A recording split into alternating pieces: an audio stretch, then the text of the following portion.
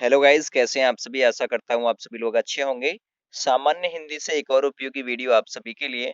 आपके प्रत्येक एग्जाम के लिए ये काफी ज्यादा खास वीडियो रहेगी, क्योंकि आज की इस वीडियो में हम बात करने वाले हैं अशुद्ध वाक्यों को शुद्ध करने के बारे में। ठीक है, कि कैसे भाई संज्ञा संबंधी, क्रिया संबंधी जो अशुद्धियां होती हैं उनको आप लोग पकड़ें और उनको आप लोग पेपर में शुद्ध करें। हो सकता है यहाँ पर जो एग्जाम्पल मैं कराऊं उनमें से ही कोई क्वेश्चन आपके एग्जाम में फंस जाए। ठीक है भाई। तो अशुद्ध का मतलब गलत होता है और शुद्ध का मतलब होता है बिल्कुल सही। तो अशुद्ध वाक्य और शुद्ध वाक्य, ठीक है, इनमें फर्क है भाई। शुद्ध का मतलब क्या होता है, सही, और अशुद्ध का मतलब होता है गलत। तो आपसे एग्जाम में पूछे जाते हैं शुद्ध और अशुद्ध। ठीक है, कैसे? आप लोगों को चार विकल्प दे देगा, चार विकल्प, कै ख गै घ। ठीक है, उनमें से तीन में आपको क्या करेगा, आपको देगा अभी तीन में तो गलत दे देगा, ठीक है, और एक में दे देगा सही। तो आपसे पूछेगा भाई निम्न में से सही वाक्य का चयन करो। तो उसमें कुछ अशुद्धि होगी, ठीक है, जिसको आप लोगों को पकड़ना होगा उन तीन विकल्पों में। एक में अशुद्धि नहीं होगी, ठीक है, जिसे आप लोगों को टिक करना होगा एग्जाम में। चलिए, हिंदी भाषा में व्याकरण की दृष्टि से वाक्यों में संज्ञा, सर्वनाम, विशेषण, लिंग, वचन तथा कारक आदि के आधार पर अशुद्धियां मिलती हैं। प्रतियोगी परीक्षाओं में इसी प्रकार के अशुद्ध वाक्यों को शुद्ध करने से संबंधित प्रश्न पूछे जाते हैं। अतः इनका ज्ञान आवश्यक आपके लिए है और उपयोगी है और जरूरी भी है। तो चलिए मैं थोड़ा सा इसे आगे बढ़ाऊंगा। सबसे पहले हम कवर करेंगे संज्ञा संबंधी अशुद्धियां। भाई संज्ञा का आप लोगों को पता है, किसी व्यक्ति, वस्तु, स्थान, भाव आदि के नाम को संज्ञा कहते हैं। तो संज्ञा संबंधी अशुद्धियां कैसी होती हैं, देखिएगा। अशुद्ध वाक्य है महात्मा गांधी के संदेशों से देश सर्वाधिक प्रभावित हुआ। अब यहाँ पर क्या अशुद्धि आप लोग देखिएगा, महात्मा गांधी के संदेशों की जगह यहाँ पर क्या होगा, यहाँ पर होगा संदेश। महात्मा गांधी के संदेश से देश सर्वाधिक प्रभावित हुआ। केवल और केवल क्या है, संदेश की अशुद्धि है, वही आप लोगों को पकड़नी है। और ये संज्ञा संबंधी अशुद्धियां होती हैं, ठीक है, याद रखिएगा। चलिए, अशुद्ध वाक्य, मैं तुमसे रविवार के दिन मिलूंगा। भाई दिन का क्या मतलब हो गया, दिन की जरूरी नहीं है। मैं तुमसे रविवार को मिलूंगा, तो ये बिल्कुल इसका शुद्ध वाक्य हो जाएगा। ध्यान पूर्वक देखिएगा, काफी सारे कराऊंगा। अशुद्ध वाक्य है, बिल्कुल देखिए। अब विंध्याचल पर्वत हरा भरा हो गया। भाई विंध्याचल हम लोगों को पता है ये पर्वत है, तो पर्वत कह के इंडिकेट करने की कोई जरूरत नहीं है उसे। अब विंध्याचल हरा भरा हो गया, ये बिल्कुल शुद्ध वाक्य इसका हो जाएगा। अशुद्ध वाक्य है, ठीक है, तुम 20 तारीख के दिन कहाँ रहोगे। भाई दिन कहना क्या जरूरी है भाई, ये तो बिल्कुल सिंपल वैसे भी हो जाएगा, तुम 20 तारीख को कहाँ रहोगे, तो ये शुद्ध वाक्य हो जाएगा। क्वेश्चन मार्क भी इसके लास्ट में रहेगा, क्योंकि कहाँ, कब, कौन, कहाँ, कैसे अगर वाक्य में आपको मिलेंगे तो क्वेश्चनवाचक भी आप लोग जरूर याद रखिएगा, क्योंकि आप लोगों को छोटे छोटे से इसमें गलती पहचाननी होती है। अशुद्ध वाक्य यानी गलत है, देखिए गलत वाक्य है आपका, भारत गुलामी की दासता से मुक्त हुआ। ठीक है, तो भारत गुलामी या फिर दासता से मुक्त हुआ, गुलामी की लगाना कोई जरूरी थोड़ी ना था। ठीक है, तो भारत गुलामी या दासता से मुक्त हुआ, ये बिल्कुल इसका शुद्ध वाक्य हो जाएगा। चलिए, सेकंड नंबर आता है सर्वनाम संबंधी अशुद्धियां। सर्वनाम कहते हैं संज्ञा या मतलब संज्ञा के स्थान पर प्रयोग में लाए जाने वाले शब्दों को। अशुद्ध वाक्य देखिएगा, जैसे कि मैं तेरे को बता दूंगा। भाई मैं तेरे क्या होता है, मैं कहूंगा मैं तुझे बता दूंगा अभी, तो ये सही हो जाएगा।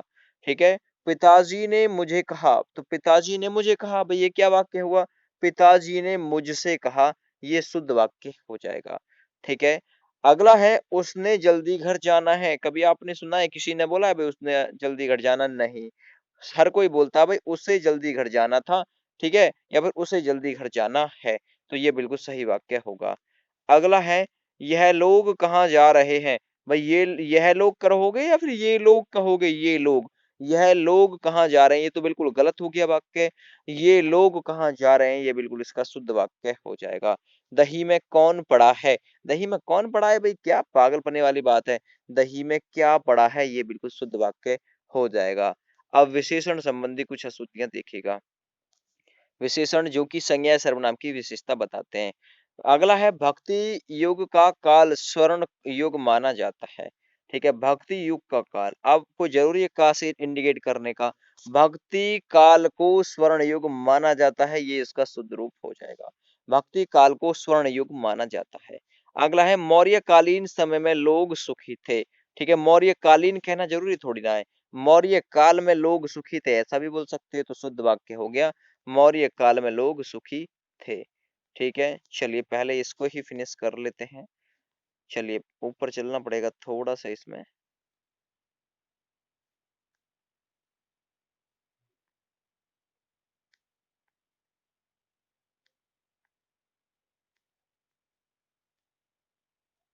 चलिए थोड़ा सा इसमें और ऊपर चलता हूं मैं।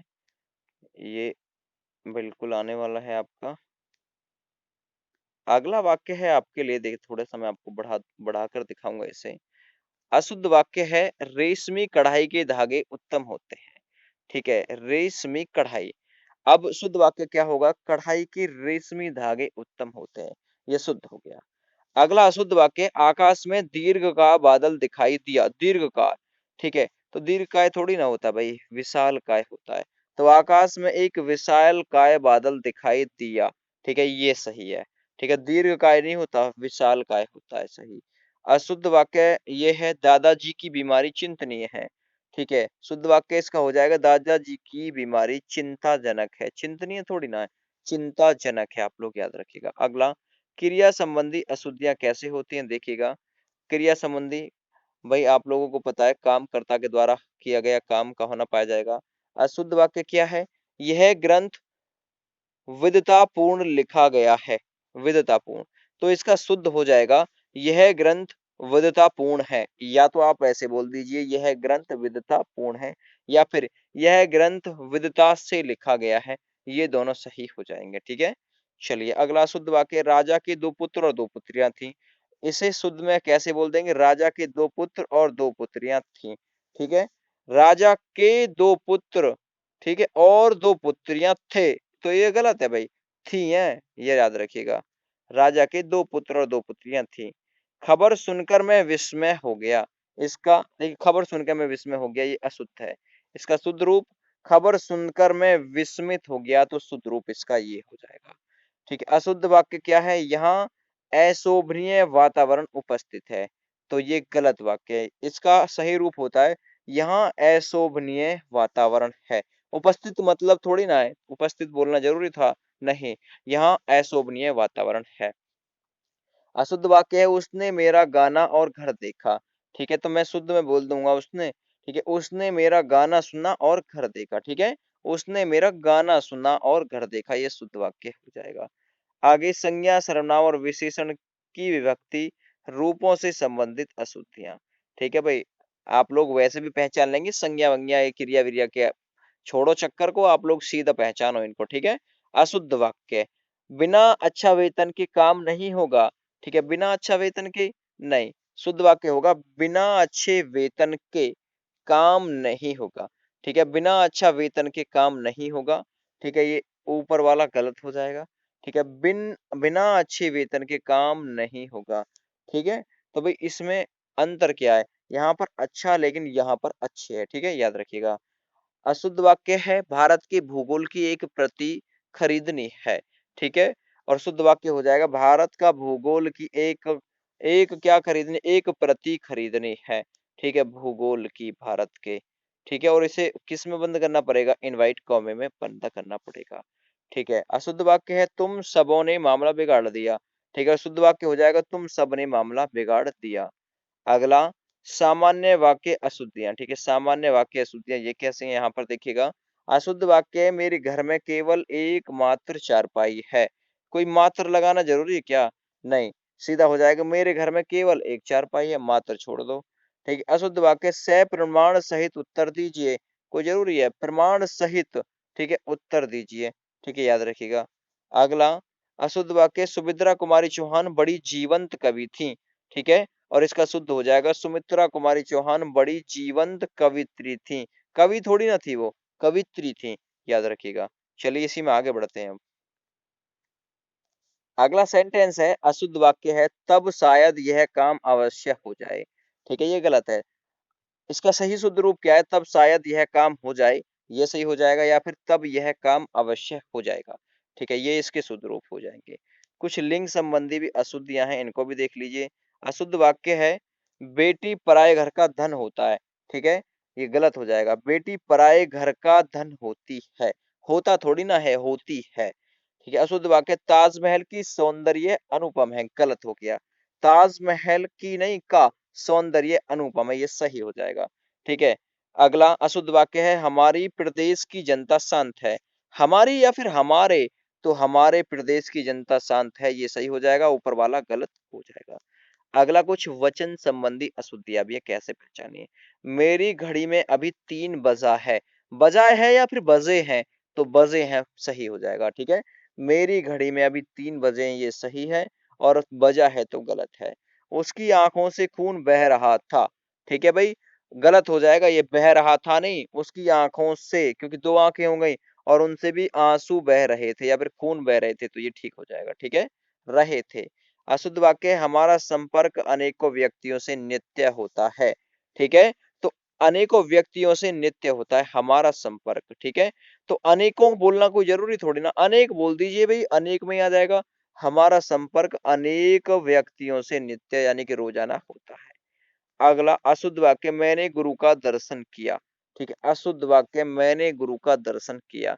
ठीक है, अब का कहना कोई जरूरी है भाई, मैंने गुरु के दर्शन किए, यही वाक्य शुद्ध हो जाएगा। अशुद्ध वाक्य वहां सब श्रेणी के लोग उपस्थित हैं, ये गलत वाक्य है। शुद्ध क्या हो जाएगा इसका, वहां सभी श्रेणी के लोग उपस्थित हैं। ठीक है, वहां सभी, सब नहीं, सभी श्रेणी के लोग उपस्थित हैं। आगे बढ़ते हैं, कुछ कर्ता और कारक संबंधी अशुद्धियां भी कैसे पकड़नी है आपको। जैसे मैंने क्या करना है, भाई मैंने क्या होता है, मुझे क्या करना है, ये सही हो जाएगा। ठीक है, दानादार चाय, ठीक है, दानादार चाय सुना है, नहीं दानेदार चाय बोलते हैं भाई, दानेदार चाय, ये ले जाओ। मैं सारी पुस्तक पढ़ डाली, मैं पढ़ डाली या फिर मैंने सारी पुस्तक पढ़ डाली, तो मैंने सारी पुस्तक पढ़ डाली, ये शुद्ध वाक्य हो जाएगा। कुछ कर्म कारक संबंधी अशुद्धियां, कैसी भाई, इस पाठ को पढ़ो, यानी कर्ता ने कर्म को मिलेगा आपको, इस पाठ को पढ़ो, ये जरूरी है बोलना, यह पाठ पढ़ो, ये शुद्ध होगा। ठीक है, तुमको इस पाठ को पढ़ना ने, ठीक है, तुमको नहीं, तुम्हें इस पाठ को पढ़ना है। ठीक है, तुमको इस पाठ को पढ़ना गलत हो जाएगा, तुम्हें इस पाठ को पढ़ना सही हो जाएगा। मुझे बहुत पुस्तकों को पढ़ना पड़ता है, ठीक है, ये गलत हो जाएगा। मुझे बहुत पुस्तकें पढ़नी पड़ती हैं, ये सही वाक्य हो जाएगा। ठीक है भाई, कुछ करण कारक संबंधी अशुद्धियां, कैसे भाई, करण कारक संबंधी कर्ता ने कर्म को करण से, ठीक है, यात्रा वात्रा के वर्णन मिलेंगे। ठीक है, वह बस के साथ ही यात्रा कर रहा है, यानी किसी के द्वारा यात्रा वात्रा करेगा। ठीक है, तो वह बस के साथ यात्रा कर रहा है, तो ये गलत हो जाएगा, बस के साथ थोड़ी ना कर रहा, वह बस से यात्रा कर रहा है, ये शुद्ध होगा। ठीक है, आप लोग याद रखिएगा। चलिए भाई, इसी में आगे बढ़ते हैं। अशुद्ध वाक्य है बिहारी सतसई की हस्त से लिखित प्रति सुरक्षित है। ठीक है, ये अशुद्ध वाक्य है, क्योंकि इसका शुद्ध रूप क्या है, बिहारी सतसई की हस्त लिखित प्रति सुरक्षित है। ठीक है, हस्त से लिखित नहीं, हस्त की लिखित। ठीक है, याद रखिएगा, यानी बिहारी सतसई की हस्त लिखित। ठीक है, और यहाँ हस्त से, यानी हस्त लिखित ही बिल्कुल सही हो जाएगा, जोड़कर बोलेगा तो। ठीक है भाई, कुछ संप्रदान कारक संबंधी अशुद्धियां कैसे मिलती हैं आपको भाई, अशुद्धियां कैसे मिलती हैं। संप्रदान यानी सदा के लिए दान देने की वाली बात आएगी। सीमा ने अपनी सहेली के लिए उपहार दिया, तो ये गलत हो गया भाई।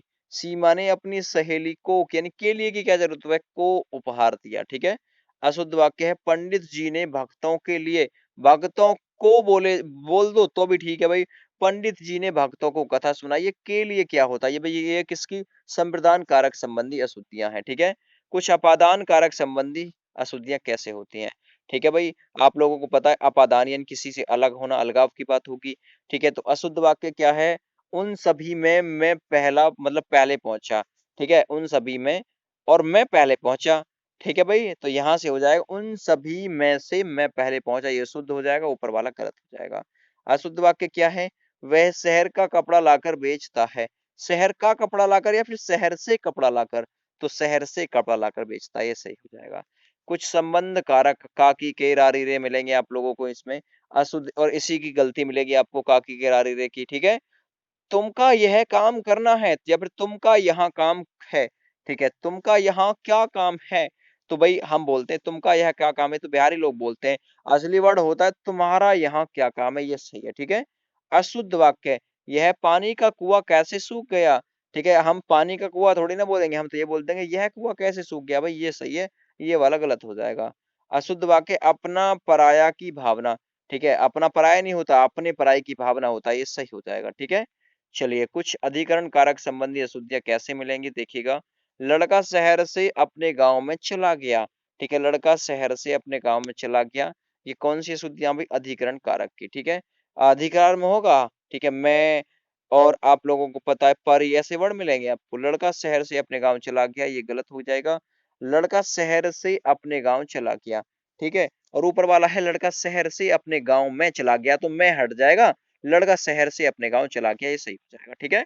अशुद्ध वाक्य है कुत्ते पहले गांव के बाहर भौंकते रहे फिर गांव में चले गए, तो इसके लिए शुद्ध वाक्य हो जाएगा कुत्ते पहले गांव के बाहर भौंक रहे थे फिर गांव में चले गए, ठीक है, ये शुद्ध वाक्य इसका हो जाएगा। अगला 11 बज मतलब 11 बजने को 10 मिनट है, ठीक है, ये शुद्ध नहीं होगा, ये अशुद्ध हो जाएगा। 12 बजने को 10 मिनट है, हम बोलेंगे 12 बजने में 10 मिनट है, ये शुद्ध हो जाएगा, ठीक है।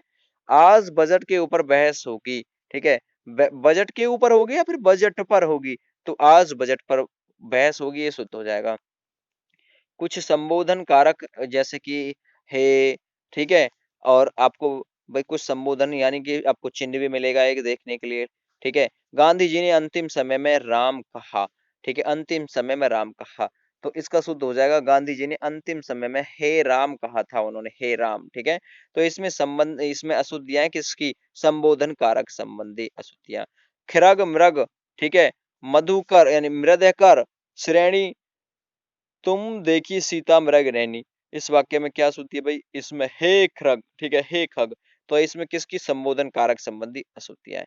हे मृग यानी कि मृग है, ठीक है, मधुकर श्रेणी तुम देखी सीता मृग नैनी, तो भाई ये आपके संबोधन कारक संबंधी इसमें अशुद्धियां हैं। तो आप लोगों ने आसानी से देख लिया भाई अशुद्धियां कैसे पकड़ी जाती हैं, सभी के एग्जाम्पल करा दिए आप लोगों को, दो दो चार चार, ठीक है। तो वीडियो पसंद आए तो प्लीज लाइक जरूर कर दीजिएगा, शेयर कर दीजिएगा यूट्यूब चैनल को। Thank you, bye bye.